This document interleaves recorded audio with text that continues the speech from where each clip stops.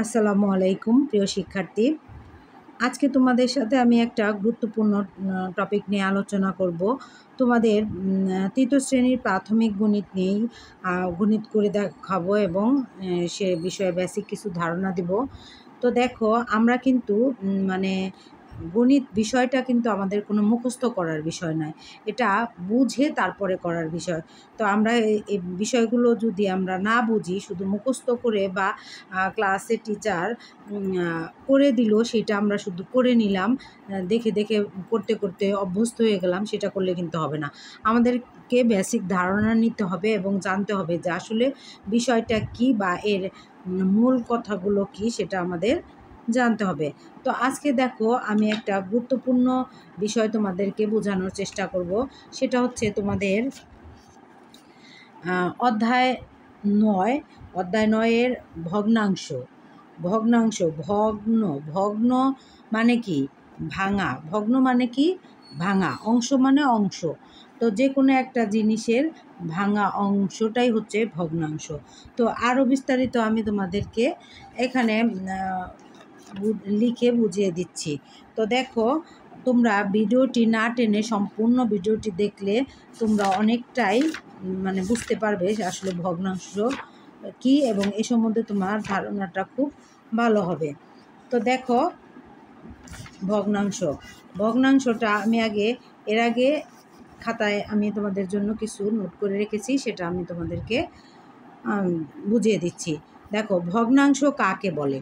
এটা যদি কেউ জিজ্ঞেস করে বা আমাদের জানতে হয়, তাহলে আমরা কি বলবো? ভগ্নাংশ কাকে বলে? একটি পূর্ণ সংখ্যার খণ্ডিত অংশকে ভগ্নাংশ বলে। অর্থাৎ একটি পূর্ণ সংখ্যার খণ্ডিত অংশকে ভগ্নাংশ বলো। পূর্ণ সংখ্যা মানে কি?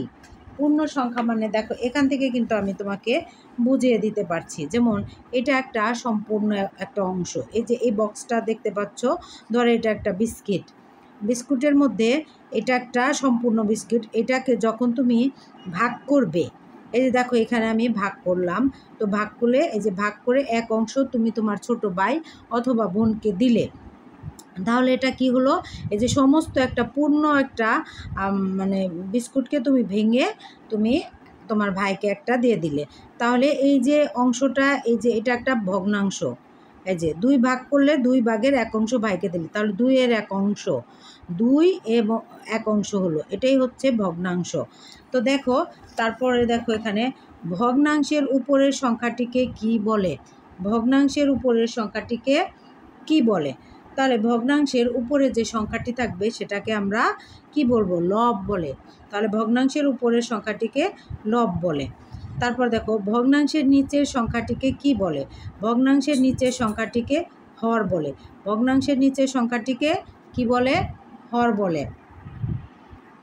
দেখো, তোমাদের আমি এই যে এইখানে বুঝিয়ে দিচ্ছি যে এই যে উপরে যে সংখ্যাটা, এই যে এটা কিন্তু একটা ভগ্নাংশ।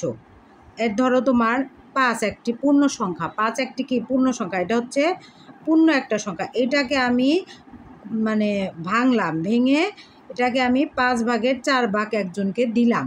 তাহলে এই 5 হচ্ছে নিচে লিখতে হবে দাগ দিয়ে, আর উপরে লিখতে হবে 4। তাহলে উপরে যেটা এই অংশটাকে বলা হয় লব। উপরের এই যে 4, এটাকে বলা হয় কি? লব। আর নিচে যে 5, এটাকে বলা হয় কি? হর। তাহলে এটাকে আমরা কি বলবো? লব বলবো। কি বলবো? লব বলবো। আর এটাকে বলবো হর। এই যে এখানে দেখো আরও আছে 7-এর 1, অর্থাৎ 7 ভাগের 1 ভাগ। 7 ভাগের 1 ভাগ, তাহলে 7 হবে কি? হর। নিচে যেটা থাকে সেটা হবে হর, উপরে যেটা থাকে সেটা হবে লব। এখানে দেখো, হর কোনটা লব কোনটা? এই হর হচ্ছে 8, লব হচ্ছে 5। এখানে দেখো 9 হচ্ছে কি? হর, আর উপরের 7 হচ্ছে কি? লব। তাহলে তোমরা এটা বুঝতে পেরেছো যে লব এবং হর কোনটা? অর্থাৎ উপরে যেটা ভগ্নাংশের উপরের অংশকে বলা হয় লব। ভগ্নাংশের উপরের অংশকে কি বলা হয়? লব। আর নিচের অংশকে বলা হয় কি? হর। তাহলে লব এবং হর আমরা বুঝতে পেরেছি। তারপরে দেখো এখানে কি বলে? প্রকৃত ভগ্নাংশ কাকে বলে? প্রকৃত ভগ্নাংশ কাকে বলে? যে সকল ভগ্নাংশের লব হর অপেক্ষা ছোট, যে সকল ভগ্নাংশের লব হর অপেক্ষা ছোট তাদের প্রকৃত ভগ্নাংশ বলে। ছোট যে সকল ভগ্নাংশের লব হর অপেক্ষা ছোট তাদের প্রকৃত ভগ্নাংশ বলে। যেমন এই যে এখানে দেখো 5/4 অর্থাৎ 5-এর 4 অংশ। তাহলে এইটা হবে কি, যে আমরা কি বললাম এখানে, যে সকল ভগ্নাংশের লব হর অপেক্ষা ছোট তাদের প্রকৃত ভগ্নাংশ বলে। তার মানে কি, এখানে লবটা কি হরের চেয়ে কি, অপেক্ষা মানে কি হরের চেয়ে ছোট। তাহলে যে 5-এর চেয়ে 4 কি, 5-এর চেয়ে 4 ছোট। তাহলে এটা হবে একটা প্রকৃত ভগ্নাংশ। এটা হবে কি প্রকৃত ভগ্নাংশ, এটা হবে প্রকৃত ভগ্নাংশ। এটাও প্রকৃত ভগ্নাংশ, কারণ লবটা কি হরের চেয়ে ছোট।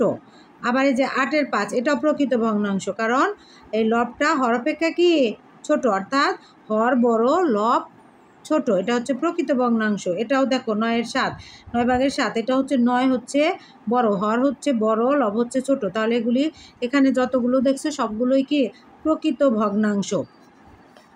তারপর দেখো এখানে কি আছে, অপ্রকৃত ভগ্নাংশ কাকে বলে?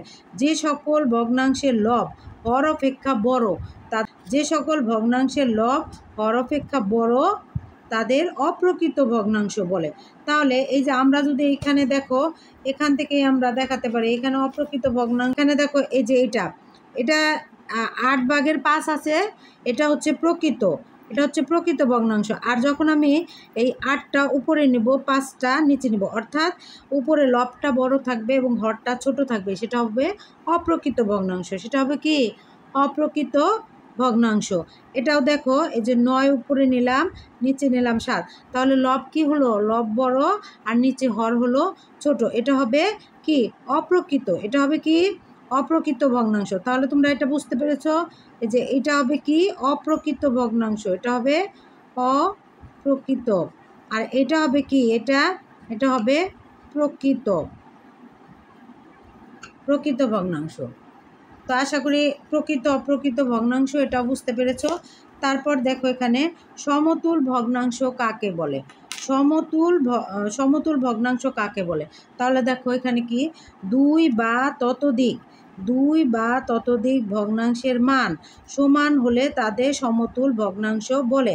2 বা ততোধিক ভগ্নাংশের মান সমান হলে তাদের সমতুল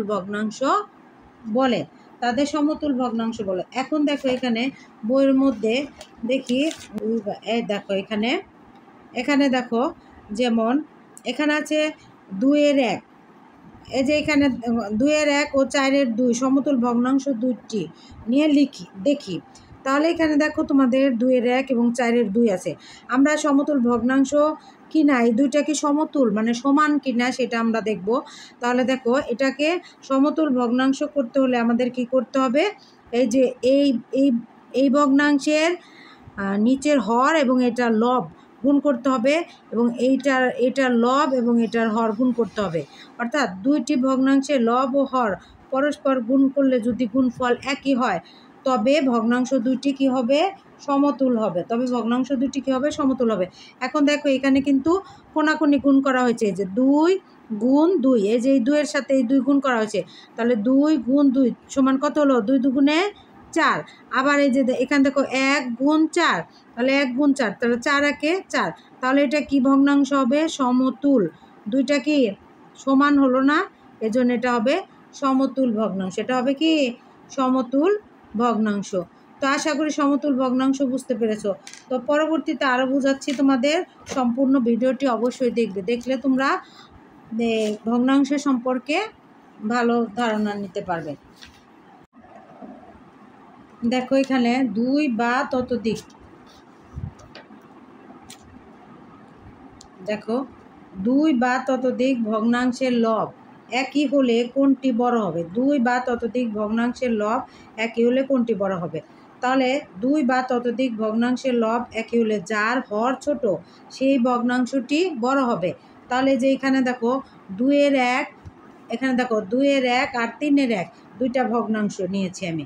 এখানে এই যে লব কিন্তু একই, লব এই যে 1 এটারও 1, এটা এই ভগ্নাংশের লব 1, এই ভগ্নাংশের লব 1, আর নিচে হর হচ্ছে ছোট, যেটার হর ছোট সেটা বড় হবে। তাহলে 2, এখানে আছে 2 আর এখানে আছে 3, তাহলে এই দুইটার মধ্যে ছোট বড় কোনটা হবে, এই যে 2 নিচে যেটা 2 আছে 2 এর 1 এটা বড় হবে। বড় নিচে কিন্তু হর বড় হলে কিন্তু সেটা বড় হবে না, সেটা ছোট হবে। তাহলে এখানে আমরা দেখো 2 এর 1 আর 3 এর 1, তাহলে 2 বা ততোধিক ভগ্নাংশের লব একই হলে যার হর ছোট সেই ভগ্নাংশটি বড় হবে। তারপরে দেখো এখানে আছে 2 বা ততোধিক ভগ্নাংশের হর একই হলে কোনটি বড় হবে? 2 বা ততোধিক ভগ্নাংশের হর একই হলে কোনটি বড় হবে? তো 2 বা ততোধিক ভগ্নাংশের হর একই হলে যার লব বড় সেই ভগ্নাংশটি বড় হবে। তাহলে এই যে এখানে দেখো, এই যে এখানে দেখো হর কি, এই যে 3 ভাগের 2 আর 3 ভাগের 1, অর্থাৎ 3 এর 2 আর 3 এর 1, এই দুইটা ভগ্নাংশের মধ্যে হর, এই যে এটার হর 3 আর এটার হরও 3। তাহলে এই দুইটার মধ্যে বড় কোনটা হবে? অর্থাৎ হর যদি একই হয় উপরে যেটা বড়, লব যেটা বড় হবে সেটা বড় হবে। তাহলে 3 এর 2 এটা হবে বড়, এটা হবে বড়। তারপর দেখো ভগ্নাংশ দুইটি কখন সমতুল হবে? দুটি ভগ্নাংশের লব ও হর পরস্পর গুণ করলে যদি গুণফল একই হয় তবে ভগ্নাংশ দুটি সমতুল হবে। এটা কিন্তু আমি এই যে এখানে করে দেখিয়েছি যে গুণ করলে যে এটাই দেখো, এই যে 2 দুগুণে 4, এই দুইটা যদি আমি গুণ করি আর এই যে এইটার হর আর লব যদি গুণ করি তাহলে যদি একই হয় তাহলে সেটা সমতুল হবে। যেমন 2 দুগুণে 4 আর এখানে যে 4 একে 4, এটা হচ্ছে সমতুল ভগ্নাংশ। তো দেখো, তার আশা করি তোমরা ভগ্নাংশ সম্বন্ধে বেসিক ধারণাগুলো নিতে পেরেছো। তো যদি তোমরা এগুলো বুঝতে পারো এবং বুঝতে কোনো অসুবিধা হয় তাহলেও তোমরা কমেন্টে জানাবে, আমি আরও ভালো করে বুঝিয়ে দেওয়ার চেষ্টা করব। তো পরবর্তী দেখো এখানে যে গণিতগুলো আছে সেগুলো আমি পরবর্তী ভিডিওতে করে দিব ইনশাল্লাহ। তো তোমরা যারা প্রতিনিয়ত আমার ভিডিওগুলো দেখছো এবং আমার চ্যানেলটি সাবস্ক্রাইব করেছো তাদেরকে অসংখ্য ধন্যবাদ। আর যারা এখনও আমার চ্যানেলটি সাবস্ক্রাইব করোনি তাদেরকে সাবস্ক্রাইব করার জন্য অনুরোধ করছি।